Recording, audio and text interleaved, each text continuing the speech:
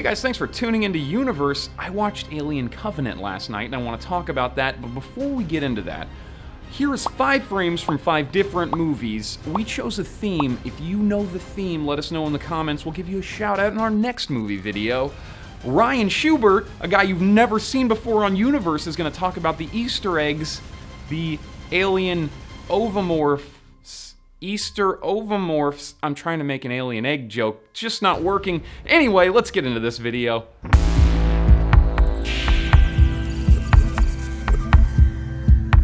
So I like the movie overall. A lot of people like the movie. If you're a fan of aliens, you're gonna be a fan of this movie. Yeah. So for the Xenomorph fanboys, this had a lot of randomly shooting machine guns towards like aliens that are jumping around, and that felt good. It felt real aliens. The shower scene felt just classic enough for me to just forestall the fact that, you know, they're like, everyone's dead. We should immediately hook up in the shower.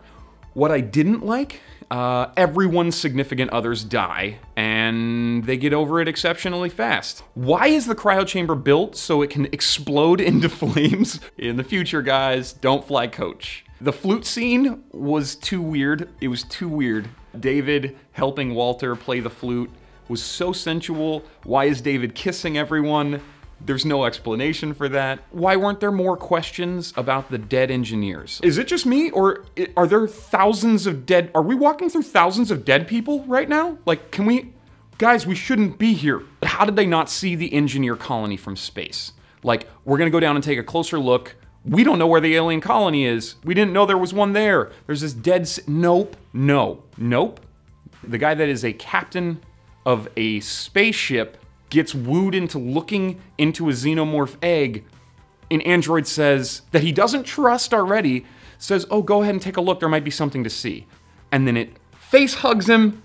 The last thing that I didn't like was the incubation period timelines are all over the place in this movie. Compared to other Alien films, I feel like if you mix the original Alien and Prometheus, you would get this movie. So if you hated Prometheus, but you loved Alien, you're still gonna get something out of this movie. And now here's Ryan Schubert for Easter eggs. Thanks a lot, buddy. Guys, there are a ton of great Easter eggs and references in this movie if you're a big Alien fan. You remember the title sequence from the first movie, the way the letters slowly revealed themselves and showed the planet? Very similar this time around, you'll be totally familiar. Also, Jed Kurtzel, the composer for this film, borrows quite a lot from the Jerry Goldsmith score in Alien. The ship itself, the Covenant, also has a lot in common with the Nostromo from the first film. 2 things that stood out the most to me are 1, Mother, the ship's computer, which you'll remember from the first film. And then another thing, which is a slightly smaller detail, is that both ships had a drinking bird. One of my favorite things in Alien Covenant was when there was a callback to this line. Perfect organism. I admire its purity. A survivor, unclouded by conscience, remorse, or delusions of morality. I love that line because it shows just how cold and calculating Ash is in the original movie, and now how David is in the new one. Buddy mentioned the shower scene, which is also a slight reference to how Lambert went out in Alien. Even though Ridley Scott didn't direct it, there are also a couple of references to aliens. When the crew of the Covenant goes down to the planet, there's a very similar sequence to the dropship sequence in Aliens, right down to the shoulder harnesses. Later on in Covenant, there's an exciting battle on the exterior of a ship using a giant crane arm, and that's easily a callback to the power loader in Aliens. And the last one that I want to mention is a little bit on the even geekier side. It's a reference to H.R. Giger. Elizabeth's Memorial Garden is almost a perfect recreation of H.R. Giger's homage to Bachland. I think there are a few more Giger references, but I know there's a lot more Easter eggs that I didn't mention, so let us know in the comments what you noticed. Do you guys realize we injected eggs into the video? Yep, we did that. Just for you. Speaking of eggs, we never saw an alien queen, so how are there eggs? So just like the guy that created David has a lack of empathy for others when it comes to getting what he wants, David used Elizabeth to do what he wanted. Now, did he use Elizabeth as a queen somehow to create the ovomorphs? It's not explained, and I doubt they're going to be able to explain it.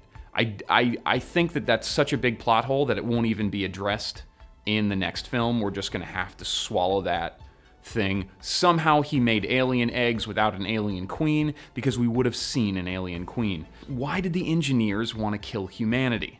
It never answers, because they kill off Elizabeth Shaw.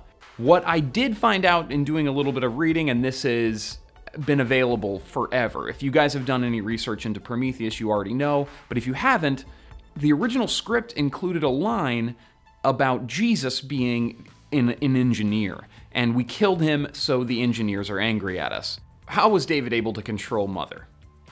Okay, so the Covenant is a Weyland Corporation ship, and David was created by Weyland Corp. He was the original creation of Weyland, so of course he's going to have some kind of backdoor processes into getting a hold of that. I think that all of this was David's plan. From the beginning, he wanted to send out a distress signal with Elizabeth Shaw's voice.